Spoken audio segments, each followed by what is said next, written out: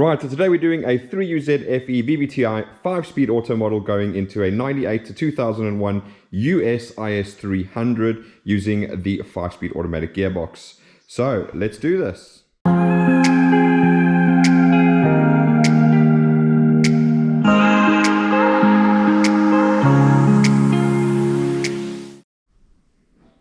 Right, so as discussed, this is a 3UZ FE VVT-i with the 5-speed auto going into a 98 to 2001 US IS300. It's a completely plug-and-play harness. It is completely brand new, all built. And in this case, we have supplied the customer with an LS430 ECU to run with his particular setup. Okay, so we're going to break this down into a few sections. First of all, what I'm going to do is go through the layout of the harness, just so that the customer knows exactly where everything goes. Obviously, then we're going to do all the testing, so that involves a couple of testing with just the ignition on, as well as the engine running. But before we do that, what I'm going to do is take you through the build process so you guys can see what it looks like underneath all of that heat shrink. So let's do that now, and I'll be back in a second.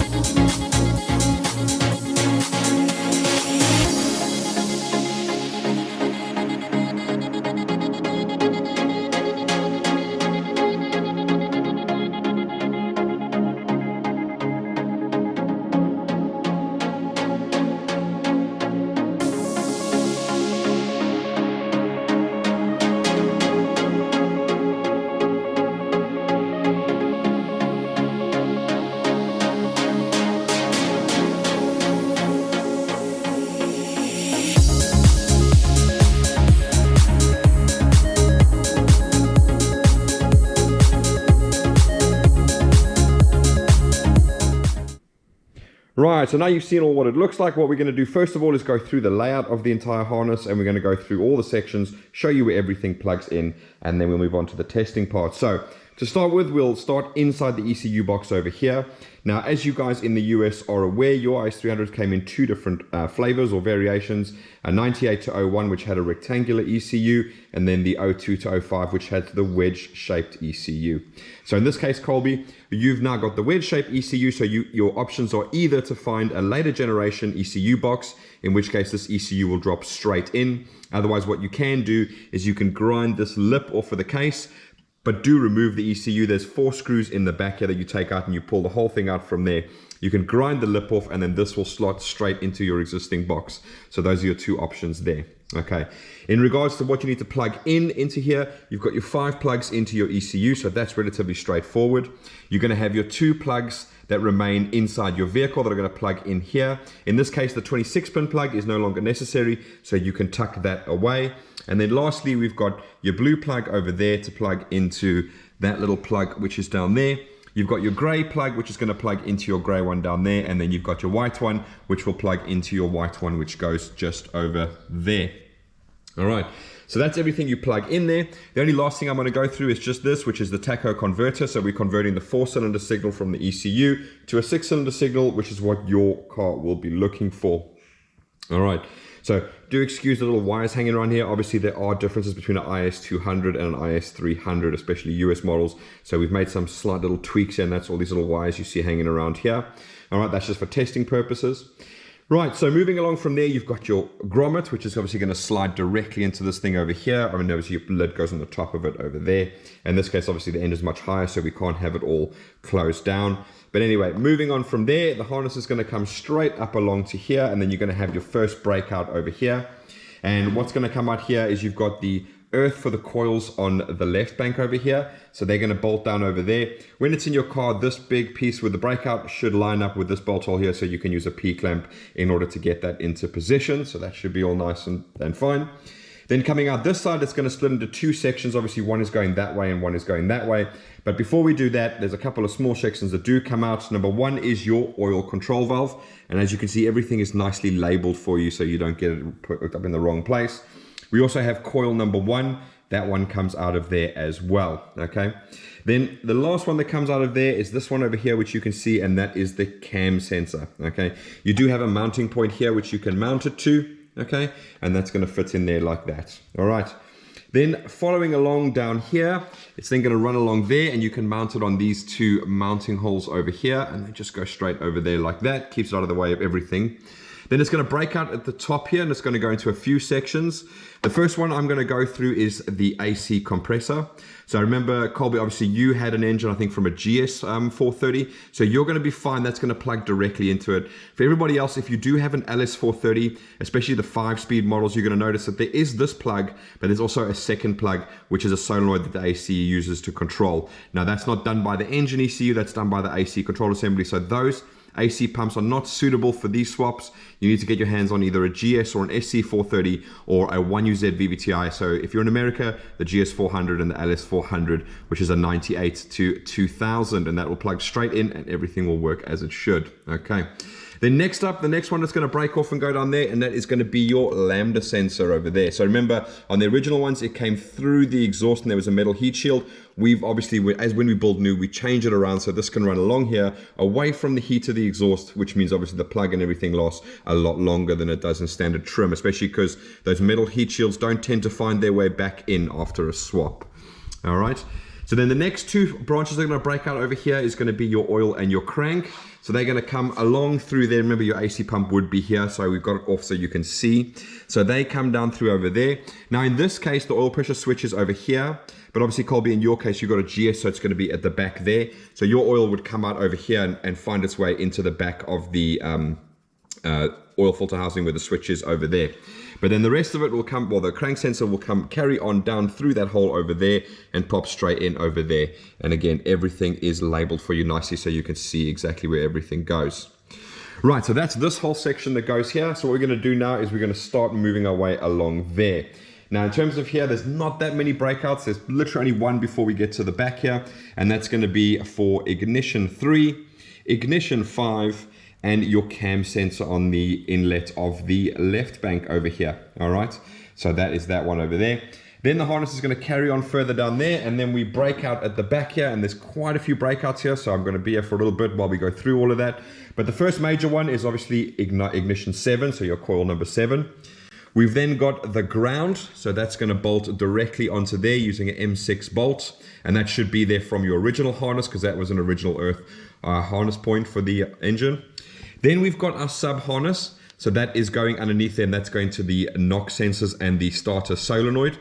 And as per usual, to make it guys easy for you guys to upgrade in the future, this obviously has all the capabilities of having Bosch wideband knock sensors added if you change to an aftermarket ECU. And if you guys want, we can make little plug and play patch harnesses to that, so you can put whatever aftermarket ECU you wanted on there. Okay. Then next up, we've got our pedal. Now, obviously, this is for an American car. It is left-hand drive, so the pedal does come out on this side over here.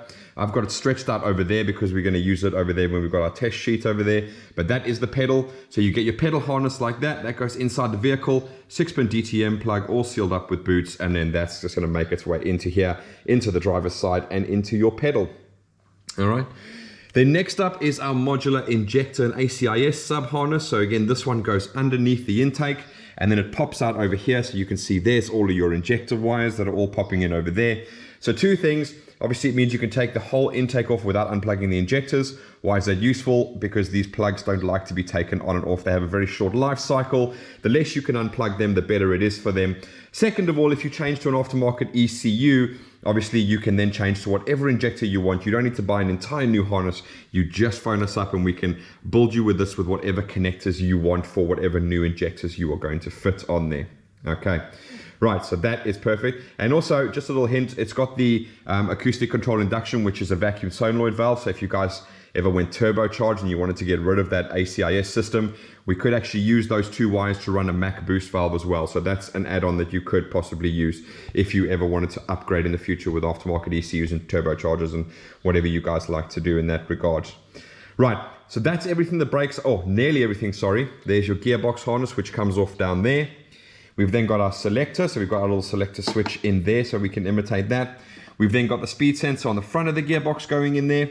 We've got the solenoid plug for the back of the gearbox, and then we've got the speed sensor for the back of the gearbox over there. So that is your entire one there. Obviously, I've got this in for testing, so we make sure all the gear selection is correct when we're going through that. Right, so what I'm going to do now is flip over to the other side, and then we are going to start at the back here. So obviously we've been through there, a harness just comes all the way along here. Obviously there's a couple of mounting points like there that you can P-clamp everything down to keep it neat and tucked away from everything. But getting to this section over here, you see where it's P-clamped down over here. That's another join over there. And what we've got is the ground for all of the coils on the right bank. And obviously that is then screwing into the normal engine harness earthing point on the back here, again with the M6 bolt. So you should have that on all your 3UZ engines already, and that'll go straight in there. All right. Then next up, coming out of there, we've got ignition 8. Then it's going to come a little bit further forward like that, and it's going to break out to your cam sensor for on your right bank. It's going to break out for ignition 6 and ignition 4. So those are the 3 breakouts that you have over there. And then as per usual, obviously all the injectors are coming through from the middle of the manifold over there. Then coming forward over here, we've got another breakout at the front here, and then you're going to have ignition 2 coming out there. We are going to have the coolant temp coming out there, and then as per usual, we have put our sub harness on for the throttle. So that means obviously if you guys want to change to Bosch throttles or whatever, everything is in there ready for you. You can just make your harness for a Bosch throttle. Again, for when you upgrade, if you want to go aftermarket ECUs, etc., etc. And obviously because it's sub harness, you could actually put the throttle wherever you wanted to. I don't know why you want to do that, but you can. Okay. Then next up, we've got the oil control valve that's going to pop out over there. And this one you see dangling down the front here, that is going to be your mass airflow sensor. So that's going to come out there. We've got plenty of length in there. So no matter what you end up fitting in your engine bay, it's going to reach for you guys over there. Okay. Then lastly, coming down here, we're again going to have another breakout down at the bottom here. And this is where we're going to break out to the sub harness for the alternator. So as per all our usual videos, if you do guys watch along, you'll know that obviously these alternators can be changed around. There's a couple of variations that you can use. Specifically you American guys with the GS and the LS and the SE430. Well, sorry, the GS and the LS, sort of second generation LS and the third generation GS. You had the nice 4-pin plug, much sometimes better, but sometimes you might just be the only alternator you can find. You can call us up, we can make you the wire to the 4-pin plug. Again, little caveat, the crown, unfortunately you can't use because that does use ECU control of the alternator. All right, so bear that in mind, but Calvin did a good video on that if you watch his videos as well. Right, then also breaking out over here, we are going to have your oil level. Okay, now again, Colby, as you had a GS, you got a front sump, but anyway, even if it wasn't, because you're putting in the IS300, you'd have to have a front sump. So this is gonna go into the oil level sensor that plugs into the front over there. And then last but not least, we've got our Lambda sensor. So again, if you have a look underneath here, you'll see that there's a little bracket normally on your engine, and that just slots right into there, and then it keeps everything nice and tidy and in place over there. All right, so that is the entire engine harness itself. Obviously, we've gone through everything. Your gearbox is over there, your pedal is over there. That you're gonna have to put on the inside there. In terms of things like the injector harness and the sub harness that goes underneath, obviously you're going to have to remove the intake. Just bearing in mind, guys, that is a good time to test that ACIS vacuum solenoid valve. It just requires 12 volts and a ground. It obviously is polarity sensitive, so do remember, if it doesn't work one way, try it the other way. If it doesn't work, it's a good time to replace that, because it's going to be much easier when you've got everything off, and you don't have to pull everything off again when you find it doesn't work after you start. And obviously you've got to take everything off to put all of the injector harness on, and I do have a video at the top there of how to install the injector harness, so please do us have a favor, go in the links, check that video out. I go into great detail about how to install it. All right, okay, what else do you need to put on? Well, very simply, there's 2 other things, and that is basically your alternator positive. Okay, so in the case of the US vehicles, it's going to come off here, run along here, and straight up to your fuse box. Now I'll show you on my fuse box where it goes.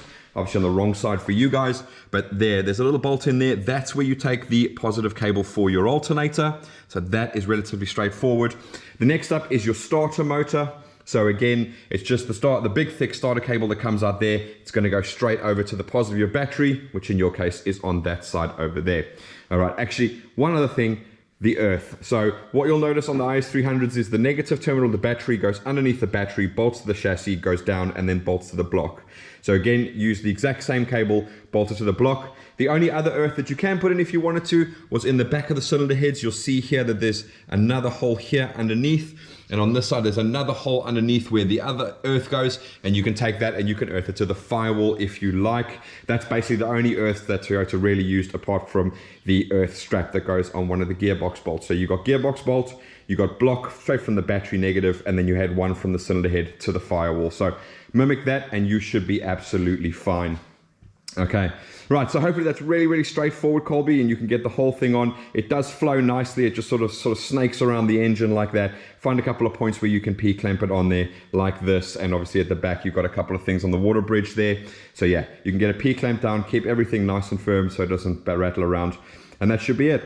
Right, so now that's the complete layout done. What we're gonna do now is we're gonna shoot, and then we're gonna go and we're gonna test everything, and we're gonna come back and we're gonna go through those tests with you. So bear with me a second while I do that.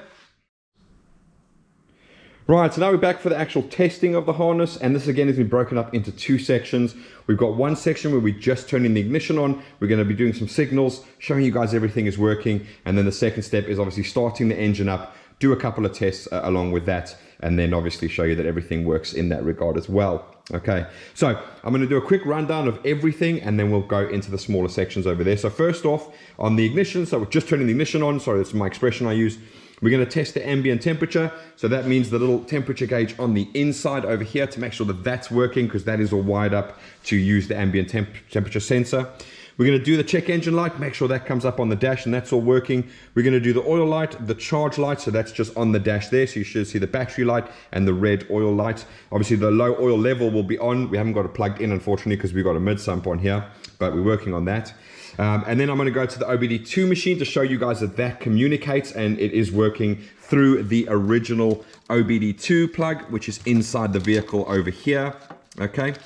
Right, obviously, again, this is all on the right-hand side. Colby, everything will be on the other side there for you, but you guys know exactly where those ports are. Okay, then we're going to use the machine to test the fuel pump. So basically the ECU is controlling the fuel pump. Now what I'm going to do is I'm going to put a video up in the corner there so you guys can, I did a nice video explaining exactly how it works. But to break it down, they do not prime when you turn on the key, so don't expect the fuel pump to come on. You'll be surprised how many people drive an IS300 their whole for 5 years and don't realize the pump never primes until you do engine swap and miraculously the pump doesn't prime, so something must be wrong. Perfectly fine. There's no priming. It uses a deadhead system and it's got a non-return valve in the pump, so it's designed to maintain fuel pressure overnight. So exactly like you see here on the fuel pulsation dampers, these little screws, if they're up and sort of level with the top, you've got fuel pressure, they'll sink in when you've got no fuel pressure. Okay, so they're supposed to hold fuel pressure overnight. So when you come in the morning, you should have fuel pressure when you come to crank it. Okay, the conditions that it does run is obviously when it gets a starter signal and when it gets a crank anger sensor signal. So if the engine stops rotating, the fuel pump will stop running. Okay. Right, then we're going to go over to the gear selector. It's a little bit misleading, but what I mean is I'm going to turn the switch on our gearbox harness over there, and we're going to see as it goes through the gears, and I'll do a bit of explanation for you, Colby, exactly how it's going to work in your vehicle.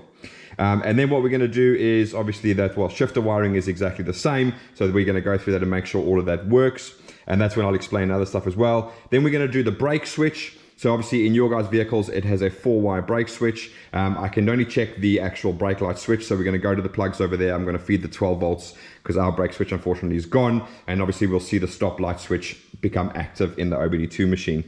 Then what we're going to do is we are going to test the AC clutch and the AC request. So what I mean by that is effectively we are going to activate the AC magnetic clutch relay output from the actual from the OBD2 machine. We're going to hear the relay click, so we know that the ECU is controlling the AC magnetic clutch. And then obviously we're going to come inside the vehicle, press the AC button, and we should see the AC request signal to the ECU go to on. So we know that both the signal, the MPX has been remapped in the ECU, so it understands that MPX signal from the climate control to turn on the AC, and then we know it's capable of turning on the AC.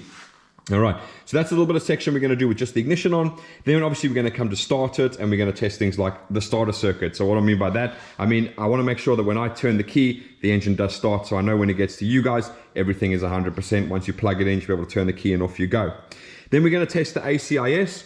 So what I've done is, before I get into it, I've made a video. Again, I'll put it in the links. It explains exactly how it works, what it looks like underneath here, and obviously why it is important. But what we're looking for today in the test is we are looking for the valve to close. Okay, so they stay in a naturally open position, all right? They effectively vary the intake length. That's all they're basically doing. So if this doesn't work, you lose a lot of low down torque, and I do mean a lot of low down torque. Okay, so you want to make sure that is working. Very useful to have, all right? Drive-by-wire test, that's just simply me pressing the pedal, making sure it's revving. Again, these are 3UZs, they're full drive-by-wire. As soon as I touch that pedal, the engine should rev and I shouldn't have any issues there. Then we're gonna go and do the oil control valve test. So each bank individually, we're gonna use the machine to test it. What it does is it retards the cam, so it sounds like a really lumpy engine, so we know that the oil control valves are wired up and working correctly as they should do. Next up on the list is injectors and coils. So what I'm going to do basically is I'm going to pull each coil off one by one. So in this case, the injectors are not actually fully pushed on because I can't actually sit and unclip them all single-handedly with the camera. So do bear in mind, if I start it up and there's a little bit of a misfire and you'll see me going around pushing on the injectors, it's just because they're not actually clipped in. It's just easy for me to pull out. The other reason I pull out the injectors and not the coils is, I don't know if you watched any other videos, but basically the 3UZ, once it picks up a misfire on a coil, it shuts the injector down, which makes perfect sense. You don't want to end up flooding a cylinder with fuel because it's no longer sparking. So if I was to remove each coil, I would slowly but surely kill the engine when I got to the last coil, or probably even before, to be fair. Right. Then we're going to go over to the tacho. So we want to see a tacho signal coming through here, make sure that's correct. Obviously, I've adjusted it here to the best of my ability via that little device. But again, I can show you guys exactly how to adjust it, Colby. So if it does need to be adjusted slightly when it gets to you, it's not a problem at all. You just flip off the lid. There's a pot resistor in there. You put a screwdriver, a small screwdriver, and you turn the pot resistor. Okay, you will obviously need a machine to know exactly what the engine RPM is in order to do that. But I do it while it's here, so it should be pretty damn accurate by the time you get it. Next up is coolant temp. So again, we just want to make sure that the coolant temperature is actually working. So what I'll do is before we get into the running, I'm going to run up to temperature just so you can actually see that working there.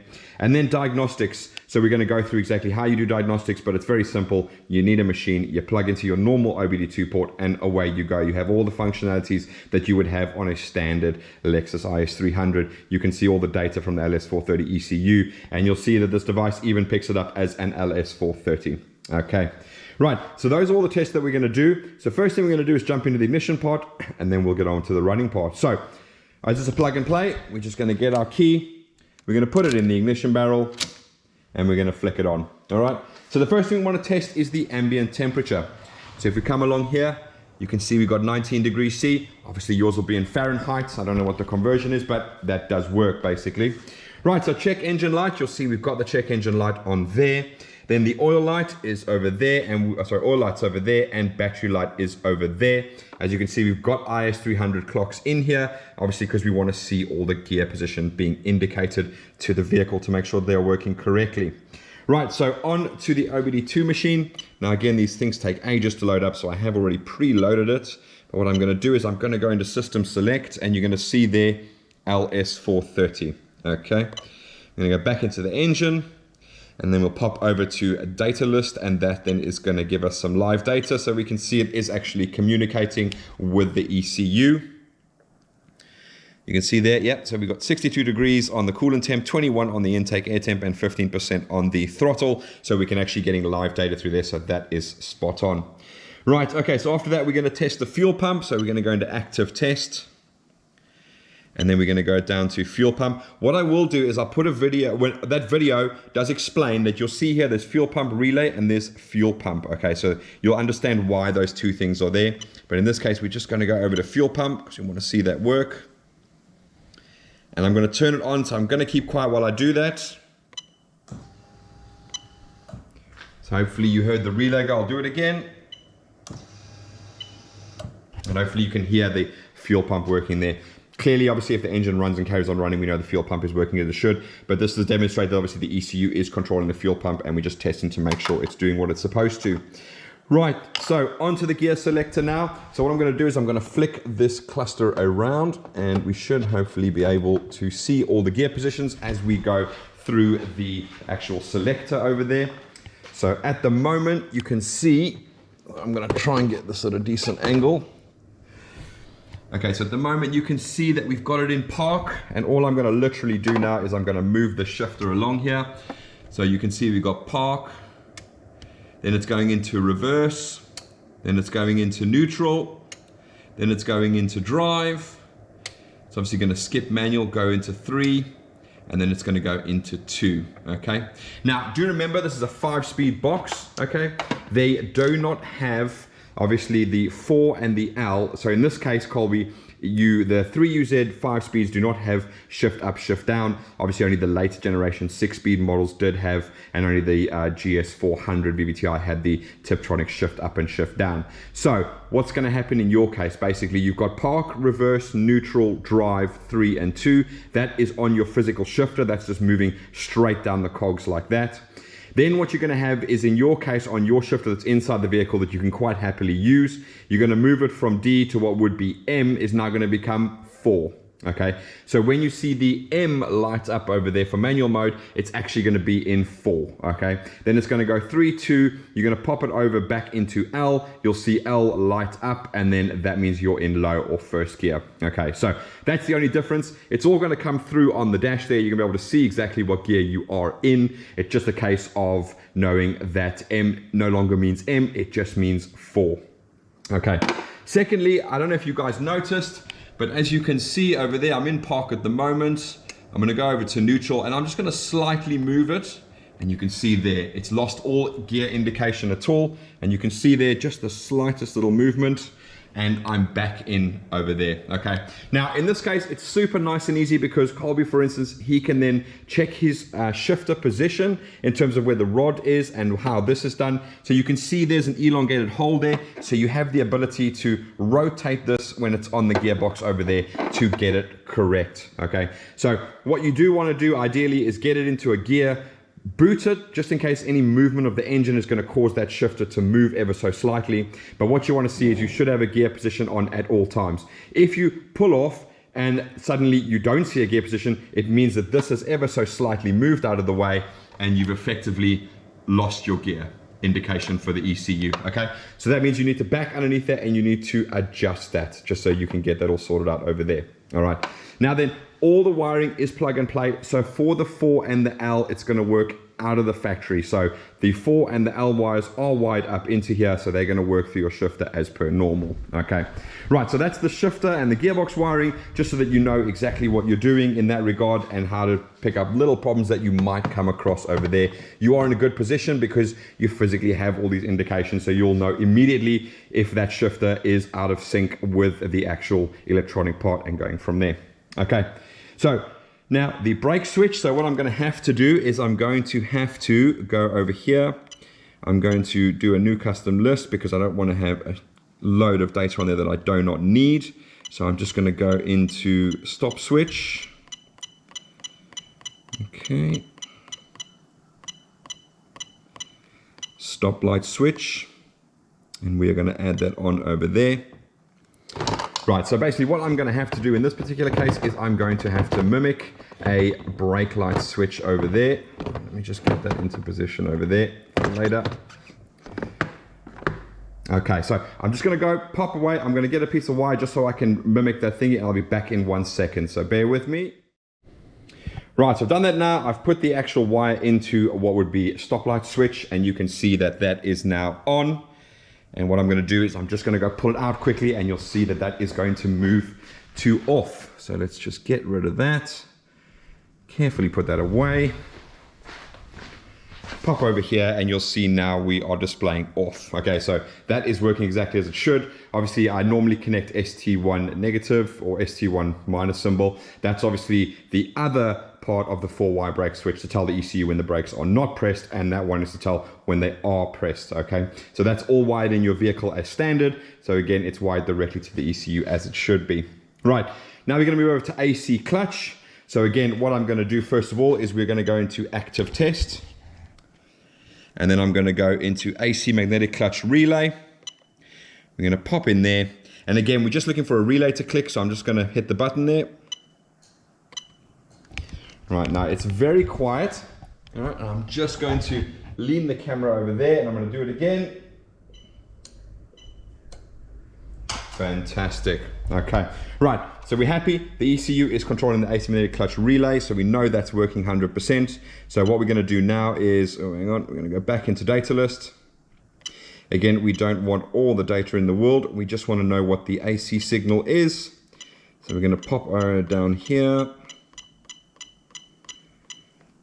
AC signal. Right, so you'll see at the moment it is off. I'm going to pop over here, press our little button, the light comes on, and you can see that we are now, AC signal is on, right? So we are super happy that the ECU is accepting the signal from the vehicle, in this case an IS300, so it knows that it wants to have the aircon pump on. Obviously there's all the other connections like a lock sensor that's built into that 3-wire plug, and your pressure sensor inside the vehicle is also communicating to tell it that in fact it shouldn't come on if there is no pressure. Okay, so it should work exactly as per normal. It shouldn't work if there's any sort of problem, etc, etc. Okay, right, so that is all of the AC stuff that we're going to do. So what I'm going to do now is pop over. I'm going to let it run for a little bit, let it warm up so we can see the coolant temperature on there. As a matter of fact, I think, actually, you know what? We can see the coolant temp on there because it was about 65 degrees, if I think it was. Right, so I'm just going to pop off, get everything ready to fire up, and then we'll go from there. All right, see you in a second. Right, so we're back now for the running part of the testing. So obviously we can get all of that done. I did go through it, but I'm going to briefly run through it all again just so that you guys know what we're doing. Obviously with the engine running with no exhaust on is very loud. You usually can still hear me on the GoPro over it as I go through the testing, but just easier to go through a little recap so you know exactly what we're doing. So number one, starter circuit, straightforward and simple. I just want to make sure when I turn the key, the engine fires over and she runs. Perfect. ACIS, we're just going to make sure this little valve goes like that, so we know that is all working as it should do. Drive-by-wire test, I'm just going to rev it up so you can see it revving.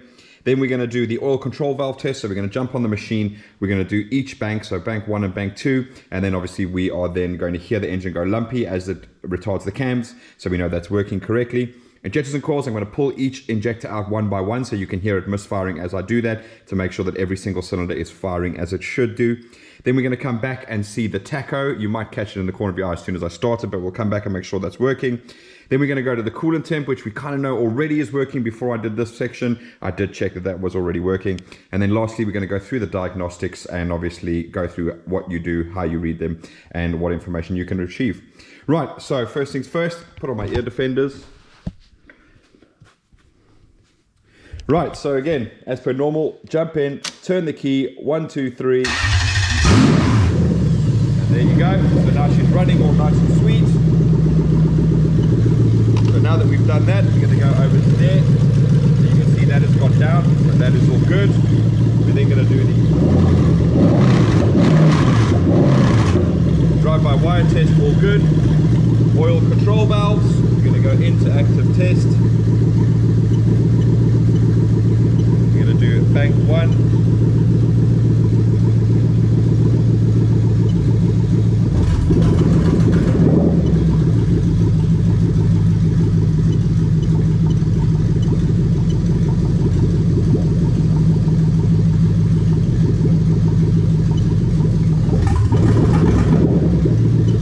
Okay, so that is the oil control valve. So now we're going to move on to the injectors. So we'll start here with injector 2 on the right bank. Injector 4, injector 6, injector 8, okay. We're going to come over here to injector 1, injector 3, injector 5, and injector 7, okay. Alright, so we know they're all firing. We're going to go over to the tacho. We know that's working all good. Coolant temp, you can clearly see that is going up, so that is all good. Alright, just going to shut it off quickly. Right, I'll turn the ignition back on again. So obviously we can go back to the diagnostics part. Okay, so for the USDM, and obviously this is a European LS430 ECU, there is no option to do the old-fashioned check engine light via bridging the TC and ground on the OBD2 port. So you are limited to an OBD2 machine.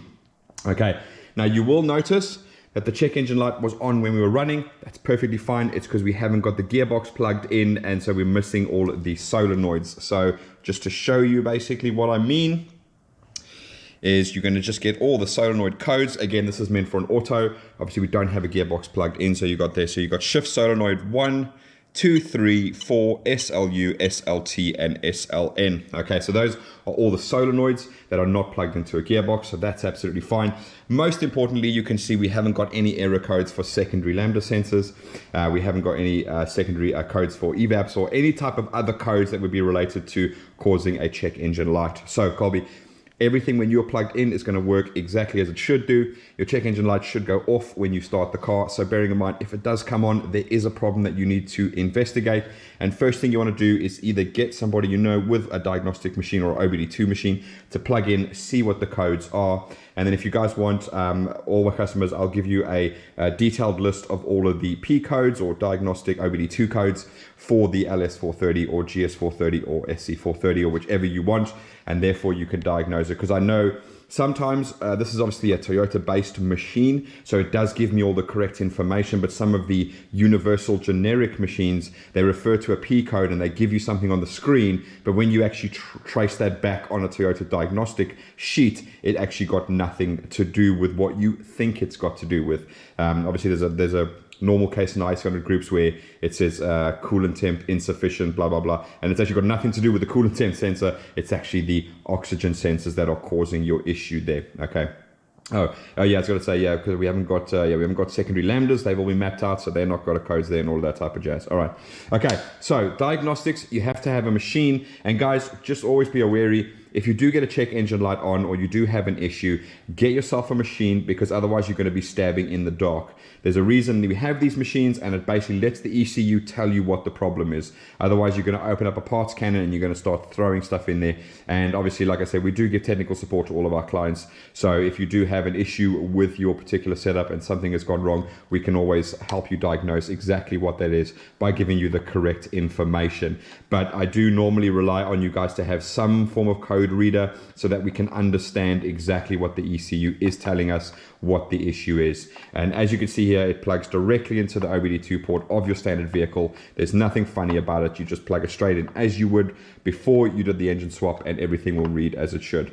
All right, so if you guys have any questions about this particular setup, obviously in this case, we are building all brand new. And I know for you guys in the US, this makes much more sense, because obviously it means you do not have to send us anything at all. In this case, we were lucky we did actually have an ECU to sell the customer. I think this might be a problem for you guys in California. You guys have very strict rules out there in relation to everything. But for the rest of you guys and anywhere else in the world, obviously shipping back a harness to us to use and send back to you can crack up quite a high bill. So again, guys, we can build these completely brand new. You don't need to supply us with anything, and we can supply you with pedals as well with the setup, so you can have everything in one-stop shop there. Okay, but thanks for watching, guys. You will see us again. And like I said, if you have any questions, comments, put them down below. You can find us on Facebook at Phoenix Engine Management. You can fire us a message there. If you guys are looking for quotes for certain things, please be aware we do need as much information as you can possibly give.